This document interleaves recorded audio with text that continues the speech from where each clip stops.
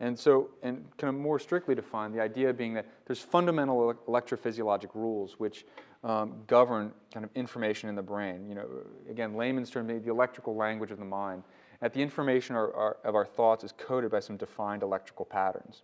What are some of those patterns?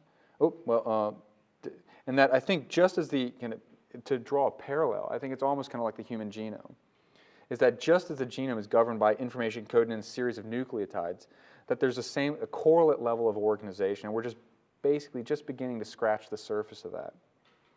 And so the way that some of this information is encoded is in spatial encoding, what part of the brain is involved, and temporal encoding, meaning, for instance, action potential firing, as I showed you earlier with the firing rates of neurons, as well as frequency encoding, meaning frequency band and how those frequency bands change.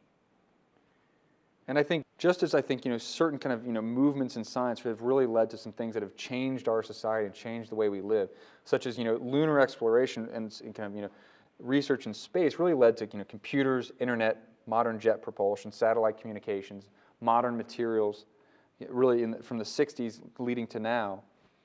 And mapping out the human genome has really led to kind of, a revolution in, novel molecular techniques for treating diseases, infections, cancer, biotechnology, bioinformatics, individual risk assessments, personalized medical therapies. I think that understanding the way that information is encoded in the brain has that same level of gravitas. That basically the possibilities for more efficient ways of communicating between people, seamless human-machine interactions, novel treatments for psychiatric and neurologic disorders, and ultimately, if we really understand how the brain encodes information and processes it, I think it really gives us a better chance for creating better models for artificial intelligence. And since we're here talking about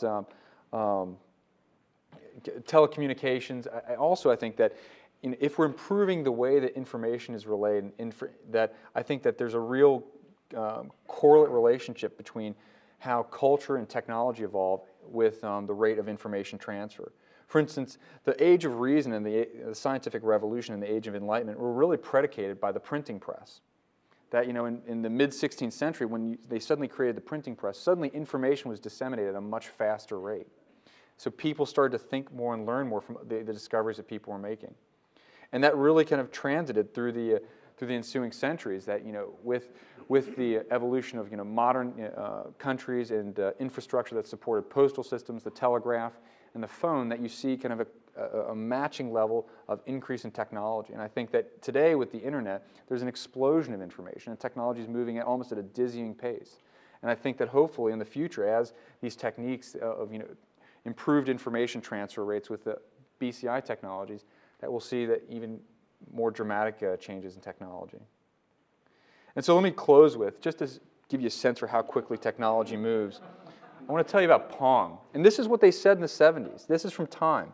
7 quarters later, they're having extended volleys, and the constant Pong was attracting the curiosity of others at the bar. Before closing, everybody in the bar played the game. The next day, people were lined up outside Andy Capp's at 10 a.m. to play Pong. Around 10 o'clock that night, the game suddenly died. The machine coin container was full. That's in the 70s. People were lining up to play Pong, thinking this is the most amazing thing. When you think about it, now 30 years later, these video games are commonplace. They don't even attract our attention. We certainly wouldn't line up outside of a bar to play a video game. And I think that in 30 years, it's been a dramatic change in what we're seeing in technology. And I think that, kind of thinking about it now, we're essentially playing the equivalent of Pong right now with brain-computer interfaces.